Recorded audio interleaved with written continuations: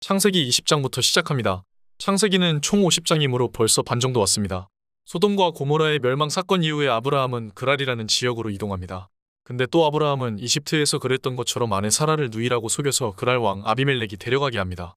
다행히 하나님이 그랄 왕의 꿈에 나타나 사라와 아무 일 없게 하셨습니다. 그리고 또 이집트에서 그랬던 것처럼 아브라함은 가축 등의 보상을 받습니다. 그리고 드디어 아브라함과 사라 사이에서 아들 이삭이 태어나게 됩니다. 이때 아브라함의 나이 100세였습니다. 아브라함은 이삭이 젖을 때는 날에 큰 잔치를 열며 기뻐했습니다. 그런데 아브라함과 첩하갈 사이에서 낳은 아들 이스마엘이 그 귀한 자식인 이삭을 괴롭히는 장면이 사라의 눈에 포착됐습니다. 이걸 보고 열받은 사라는 하갈과 이스마엘을 집에서 또 쫓아내버립니다. 아브라함은 이 일로 인해서 근심하죠. 아브라함의 근심을 아신 하나님은 이스마엘을 통해서도 한 민족을 이루게 하실 것이라고 안심시켜 주십니다. 다음날 아침 일찍 아브라함은 떡과 물을 하갈에게 싸줍니다. 하지만 하갈은 곧 뜨겁고 메마른 광야에서 길을 잃고 방황하게 됩니다. 막막한 광야에서 절망감을 느낀 하갈은 이스마엘을 멀찍이 두고 바라보면서 통곡을 했습니다. 이때 하나님은 하갈과 이스마엘을 가만두지 아니하시고 샘으로 인도하셔서 하갈과 이스마엘의 생존을 도와주십니다. 이스마엘은 광야에서 자라며 훌륭한 활자비가 됐습니다. 하나님은 얼마 뒤에 아브라함을 부르셨습니다. 그의 믿음을 시험해보기 위해서였습니다. 하나님은 아브라함에게 이렇게 말씀하십니다. 내 아들, 내 사랑하는 독자 이삭을 데리고 모리아 땅으로 가서 내가 내게 일러준 한 산, 거기서 그를 번제로 드리라. 이게 무슨 일일까요? 100세에 얻은 이삭을 바치라니요. 그것도 번제로 말입니다. 여기서 번제를 간단하게 말하면 제물을 불태워서 하나님께 바치는 제사 방법 중에 하나입니다. 그러나 아브라함은 단 한마디의 대꾸도 없이 다음날 아침 일찍 번제에 쓸 나무를 챙기고 아들 이삭은 나귀에 태우고 두 종을 데리고 떠납니다. 대략 3일 길을 걸어서 그곳에 도착했습니다. 아브라함은 3일 동안 무슨 생각을 했을까요? 그곳에 도착해서 아브라함은 두 종에게 나는 이삭과 함께 예배를 드리고 오겠으니 나귀와 함께 기다리라고 말하고 길을 떠납니다. 이때의 모습을 묘사하는 성경의 글이 너무 슬픕니다. 번제로 바쳐질 이삭은 그를 불태울 장작을 쥐고 있었고 아브라함의 손에는 불과 칼이 있었습니다. 또한 가는 길에 이삭은 아브라함에게 이렇게 묻습니다. 불과 나무는 있거니와 번제할 어린 양은 어디 있나이까? 아마 마음이 찢어졌을 아브라함은 이삭에게 이렇게 대답합니다. 내 아들아, 번제할 어린 양은 하나님이 자기를 위하여 친히 준비하시리라. 하지만 번제를 드릴 어린 양은 없습니다. 대신 이삭이 있었습니다. 하나님이 이삭을 번제로 드리라고 찍어주신 좌표에 도착한 아브라함은 이삭을 묶고 제단 나무 위에 올려놨습니다. 그리고 아브라함은 그가 가지고 있던 칼을 들어 이삭을 잡으려고 할 때 하나님이 급히 아브라함을 부르십니다. 아브라함아, 아브라함아, 내가 여기 있나이다. 그 아이에게 내 손을 대지 말라. 그에게 아무 일도 하지 말라. 내가 내 아들 내 독자까지도 내게 아끼지 아니하였으니 내가 이제야 내가 하나님을 경외하는 줄을 아노라. 이에 아브라함이 주변을 살펴보니 한 수장이 수풀에 뿔이 걸려 있었습니다. 아브라함은 그 수장을 이삭을 대신하여 번제로 하나님께 드렸습니다. 이 이삭 번제 사건에서 유래한 말이 여호와 이레입니다. 하나님이 준비하신다 라는 뜻입니다. 아브라함이 하나님을 경외하는 것에 감동한 하나님은 아브라함의 자손이 하늘의 별과 같고 바닷가의 모래 같게 해주시겠다고 예언을 하시죠. 이제 아브라함의 나이가 상당히 많아졌습니다. 자신의 모든 재산을 맡은 종을 불러 자신의 아들 이삭을 위해서 아내를 구해오라고 명령을 합니다. 아브라함의 명령을 받은 종은 많은 보물과 낙타 10마리를 끌고 메소포타미아 쪽으로 향하여 갔습니다. 나홀의 성이라는 곳에 갔는데 아브라함의 종은 성 밖의 우물에서 낙타들을 쉬게 하고 있었습니다. 저녁 때에 여자들이 물을 기르러 나오는데 아브라함의 종은 이것을 노린 것이죠. 그리고 잠시 하나님께 기도합니다. 우리 주인 아브라함의 하나님 여호와여, 원하건대 오늘 나에게 순조롭게 만나게 하사 내 주인 아브라함에게 은혜를 베푸시옵소서. 그리고 하나님이 준비하신 이삭의 아내를 알아볼 수 있도록 하나님과 사인을 맞춥니다. 그 사인은 만약 내가 어느 여인에게 물 좀 주시오. 하면 아브라함 종에게도 물을 주고 낙타에게도 물을 주는 그 사람이 이삭의 아내라는 것입니다. 이 사인을 맞추기도 전에 이삭의 아내가 나타납니다. 그녀의 이름은 리브가였습니다. 리브가가 물동이를 어깨에 메고 나오는데 그 모습이 매우 아름다웠습니다. 종은 호다닥 달려가서 리브가에게 말을 건넵니다.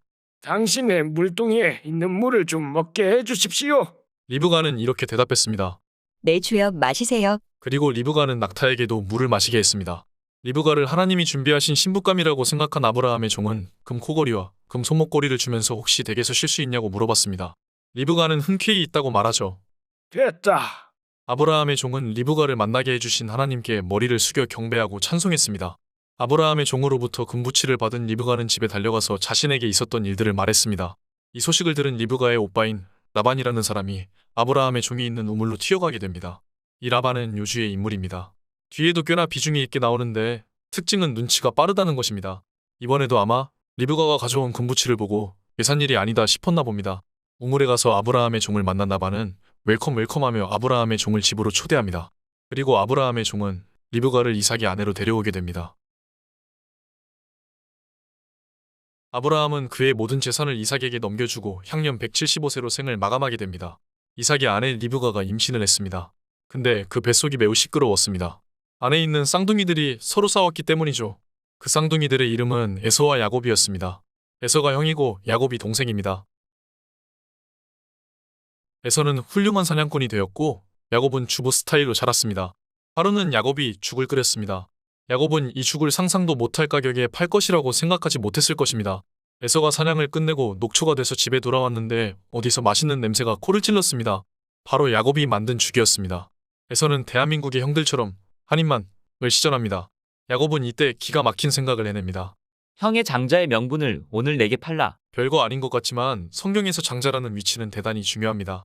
하지만 배가 고파서 눈이 뒤집힌 에서는 아, 배고파 죽겠는데 장자의 명분이 무슨 소용이야?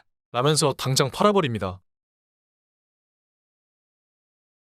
먼 시간이 지난 후 이삭은 눈이 보이지 않을 정도로 나이가 많이 들었습니다. 이삭은 그의 장자 에서를 불렀습니다. 그리고 잔뜩 축복을 하기 위해서 별미를 만들어 달라고 말합니다. 이것을 이삭의 아내 리브가가 엿들었습니다. 그리고 야곱과 작전회의를 하죠. 사실 별건 없습니다. 에서가 사냥을 하러 나간 사이 에서인 척하고 축복을 대신 받으려는 속셈이었습니다. 리브가는 재빨리 음식을 준비하고 야곱은 형 에서처럼 털이 많아 보이기 위해서 염소 가죽옷을 입습니다. 그리고 에서가 사냥을 떠난 사이를 틈타 야곱은 이삭에게로 갔습니다. 그리고 이 별미를 먹고 자신을 축복해달라고 합니다. 근데 뭔가 이상합니다. 너무 빨리 왔습니다. 이삭이 묻습니다. 너무 빠른데? 하나님이 준비해 주셨습니다. 그래도 미심쩍었던 이삭은 야곱을 더듬더듬 만져봅니다. 준비해 입은 토로 덕분에 들키지 않았습니다. 그래도 이삭은 미심쩍습니다. 아닌데. 목소리가 야곱인데. 네가 정말 에서냐? 네, 맞습니다. 이삭은 미심쩍은 상황을 뒤로하고 야곱이 준비해온 음식을 먹고 동생 야곱에게 형 에서가 받아야 할 축복을 잔뜩 해줬습니다. 그리고 얼마 후 형 에서가 사냥을 마치고 돌아와서 별미를 만들어 이삭에게로 가져왔습니다. 그런데 이게 웬걸? 이삭에게는 더 이상의 축복이 남아있지 않았습니다. 사실 지금 축복이 마치 실물처럼 표현이 되고 있는데 정확히 무슨 의미인지는 모르겠습니다. 이삭과 에서는 팔짝 뛰었습니다. 에서는 좀 남은 축복이 없냐고 물어보니까 이삭이 아는 축복. 이 참으로 애매했습니다. 내가 살 곳은 기름진 땅과는 거리가 멀고 하늘에서 내리는 이슬도 없는 곳이다. 너는 가를 의지해 살아갈 것이고 내 동생의 종이 될 것이다. 하지만 애쓰고 애쓰면 동생에게서 자유로워질 수 있을 것이다. 에서는 화가 머리끝까지 났습니다. 이삭이 죽을 때를 기다리며 이삭이 죽으면 야곱을 죽여버리겠다고 이를 갈았습니다. 이 말을 들은 리브가는 또 이 사실을 야곱에게 알리고 이곳을 떠나게 합니다. 야곱은 삼촌 라반에게로 도망갑니다. 라반이 누군지 기억나시나요? 리브가의 오빠였습니다. 과연 야곱은 화가 머리끝까지 난 사냥꾼에서의 소나기에서 벗어날 수 있을까요? 다음 시간에 계속됩니다.